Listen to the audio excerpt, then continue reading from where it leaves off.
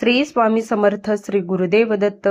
बघा, आपल्या घरामधील सगळ्यात जास्त पवित्र स्थान कुठलं असेल ना, तर ते म्हणजे आपलं देवघर. कारण की आपण याच ठिकाणी श्रद्धेने देवाची पूजा करत असतो, देवाला प्रार्थना करत असतो. आपले सुख दुःख, आपल्या आयुष्यात ज्या काही अडचणी येतात ते देवापुढे हात जोडून आपण देवाला सांगत असतो. त्यातून सुटका मिळण्यासाठी आपण देवाला प्रार्थना करत असतो. म्हणूनच, आणि सगळ्यात महत्वाचं म्हणजे आपल्याला खूप जास्त शांती जर कुठं मिळत असेल ना घरामध्ये, आपण खूप स्ट्रेसमध्ये असो किंवा काही समजत नसेल, त्यावेळेस आपण जर देवापुढे नुसतं हात जोडून जरी बसलो ना, तरी आपल्या मनाला शांती मिळत असते.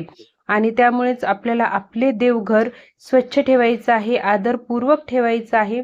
आणि हीच आपली खरी परंपरा आहे, हेच आपल्या संस्कृतीत शिकवलं जातं.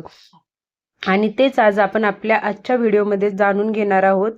की काही जण कळत न कळत, जाणून बुजून, मी म्हणत नाहीये की तुमच्याकडून जाणून बुजून होत असतील या चुका, पण कळत न कळत आपल्याकडून या चुका होत असतात. आणि आपल्या पारंपरिक संस्कृतीनुसार, आपल्या श्रद्धेनुसार या गोष्टी टाळणं खूप जास्त महत्वाचं आहे. या जर चुका तुम्ही तुमच्या देवघरात करत असाल ना, तर कदाचित तुमच्या घरामध्ये एक प्रकारची निगेटिव्हिटी निर्माण होते, किंवा मग घरामध्ये थोड्याफार अडचणी येऊ शकतात.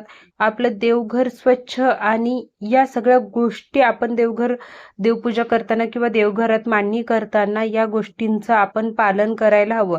तर त्याच गोष्टी कोणत्या, त्या आजच्या व्हिडिओमध्ये आपण जाणून घेणार आहोत. त्यामुळे व्हिडिओ शेवटपर्यंत नक्की बघा. तुम्हा सर्वांचं खूप मनापासून स्वागत आहे आपल्या निष्ठा या युट्यूब चॅनलमध्ये. तुम्ही अजून आपल्या चॅनलला सबस्क्राईब केलं नसेल तर नक्की आपल्या चॅनलला सबस्क्राईब करा, व्हिडिओला लाईक करा, आणि व्हिडिओ आवडला तर नक्की शेअर कमेंट करा. तर बघा, आता सगळ्यात पहिली गोष्ट म्हणजे तर ती तर सगळ्यांनाच माहिती आहे की आपलं देवघर स्वच्छ असणं खूप महत्वाचं आहे. देवघरामध्ये धूळ जमा नाही झाली पाहिजे, किंवा वरती कोपऱ्याला इकडे तिकडे त्याच्या जाळ्या निर्माण नाही झाल्या पाहिजे. आपण अगरबत्ती लावतोय तर त्याची राख आपण रोजची रोज काढली पाहिजे.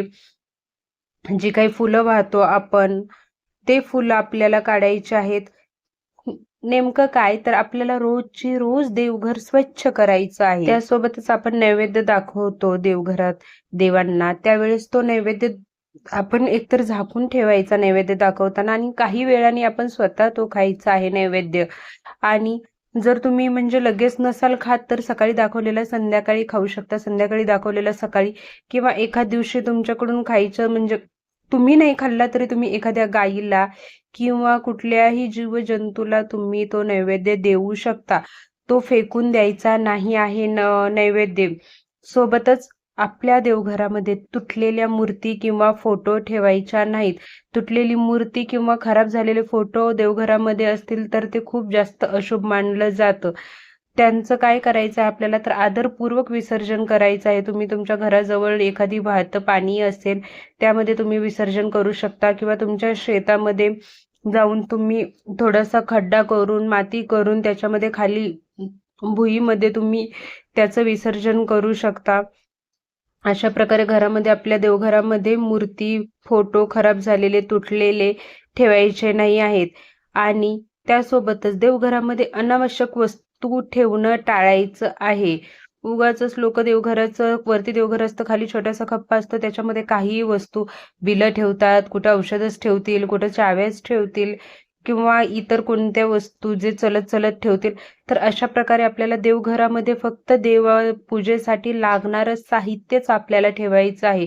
अनावश्यक वस्तू आपल्याला देवघरामध्ये ठेवायच्या नाही आहेत. देवपूजा करत असताना चिडचिड अजिबात करायची नाही आहे.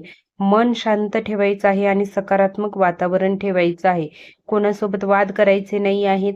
पूजा करताना तुम्ही श्री स्वामी समर्थ, श्री स्वामी समर्थ म्हणत पूजा करू शकता, किंवा तुम्ही दुसऱ्या इष्टदेवतेचं तुमचं नाव ओम नमः शिवाय असू द्या, कोणतंही, जय श्रीराम असू द्या, काही पण तुम्ही कुठल्याही देवाचं नाव घेत घेत तुम्ही पूजा करायची आहे.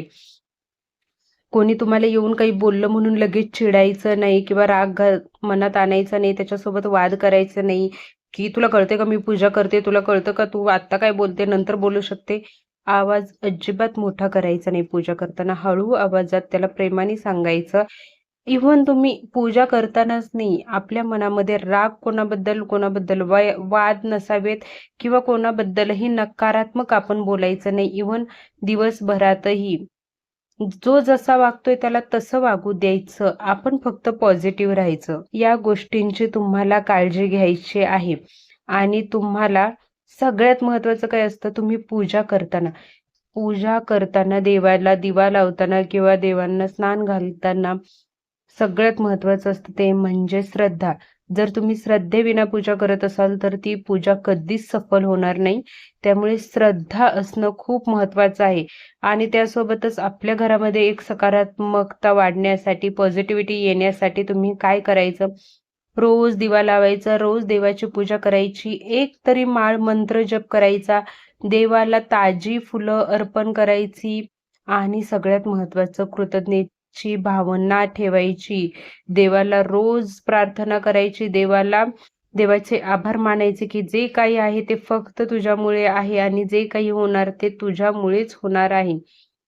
अशा प्रकारे देवाला प्रार्थना करायची आहे, कृतज्ञता व्यक्त करायची आहे. देवघर हे आपल्या श्रद्धेचं केंद्र आहे, त्यामुळे आपलं देवघर स्वच्छ राहील आणि त्यासोबतच आपल्या मनामध्ये देवाबद्दल एक श्रद्धा राहील, भक्ती राहील. हे खूप महत्वाचं आहे आणि याच्यामुळेच आपल्या घरामध्ये शांतता आणि सकारात्मकता वाढते. त्यामुळे या गोष्टीची काळजी नक्की घ्या आणि बघा मग तुमच्या घरामध्ये किती पॉझिटिव्हिटी येईल आणि समाधानाचे वातावरण निर्माण होईल.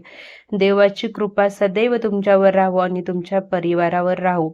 श्री स्वामी समर्थ. श्री गुरुदेव दत्त.